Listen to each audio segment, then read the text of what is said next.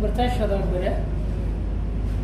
দেখেন বন্ধুরা, এখন আমরা একটা ট্রান্সফরমার আমাদের এখান থেকে লাইনটা সবকিছু কোয়ালিটি রিপেয়ারিং করা হয়েছে, এটা এখন আমাদের টেস্ট চলতেছে। এখন এখান থেকে আমরা ভোল্টেজটা সাপ্লাই দিয়ে আর কি টেস্ট করতেছি। সিম্পল ভাবে কিভাবে বাংলাভাবে টেস্ট করতে হয় দেখেন। ভোল্টেজ হয়েছে দিছ? বেকার চালু দিলাম, ভোল্টেজ মাপেন, দিলাম দেখেন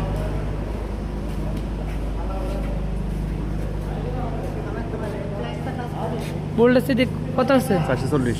ঠিক আছে 40 কত? 440। এদিক মাপেন না, 440। এদিক মাপেন কত আছে দেখেন।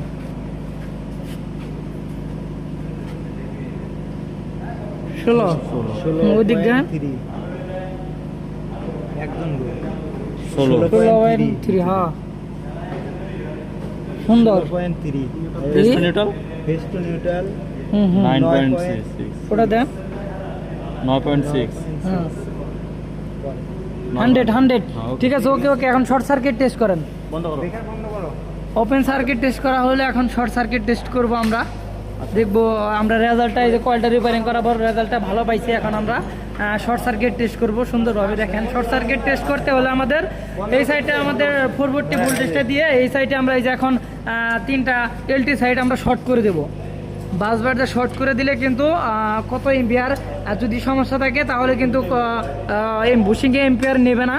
আর যদি সমস্যা না থাকে তাহলে এটা কলম দিয়ে লুড চলতেছে, লুডে যেরকম হাইস্ট সর্বোচ্চ লুড চালানো যাবে সেটাই কিন্তু এটার মধ্যে এখন দেখা যাবে। তো বন্ধুরা দেখেন, এই যে প্রথমে আমাদের এই যে বাসবারগুলো লাগাইতেছে কি সুন্দরভাবে। এটা লাগাইয়া কিন্তু আমরা 3টা বাসবার কিন্তু 4টা বুশিং কিন্তু নিউট্রাল সহ এটা শর্ট করে দিয়েছে। ঠিক আছে, শর্ট করে দিয়ে কিন্তু আমাদের ওই সাইডে হচ্ছে 440 ভোল্টেজ। ওই দেখেন টেস্টিং রুমের, ওটা আপনারা যেভাবে করতে পারবেন, টেস্টিং ল্যাব লাগবে না। সাধারণভাবে কিন্তু ভোল্টেজ দিয়ে কিন্তু আপনারা এই ট্রান্সফরমারটা শর্ট সার্কিট টেস্ট করে ওই সাইডে আপনাদের দেখাবো কিভাবে কিলোমিটার দিয়ে দেখতে পারবেন যে এটা সর্বোচ্চ কত এম্পিয়ার নিতে পারবে। ঠিক আছে, তো দেখেন এই যে এখন আমাদের শর্ট করা হয়ে গেল। এখন কিন্তু আমরা ভোল্টেজটা দিয়ে দেখবো। এখন আমরা এই যে একটা বেকার হিসেবে ব্যবহার করছি, সাধারণভাবে একটা বাংলাভাবে আপনারা যেভাবে টেস্ট করতে পারবেন টেস্টিং ল্যাব ছাড়াই। দেখেন এখন বেকারের প্রোটেকশনের জন্য দিছি। এখন কিন্তু এই যে আমাদের শর্ট করা হয়ে গেল। এখন কিন্তু আমরা ভোল্টেজ দিয়ে আপনাদের সরাসরি দেখাবো কীভাবে এম্পিয়ার দেখতে হয়। এই যে স্যার দেখেন মাপবো কীভাবে দেখা যায়। তো দেখেন এই যে আমাদের দেওয়া হয়েছে, এখন কিন্তু এখানে ভোল্টেজ আছে 440। এখন আমাদের শর্ট সার্কিটে দেখি কত এম্পিয়ার নেয়।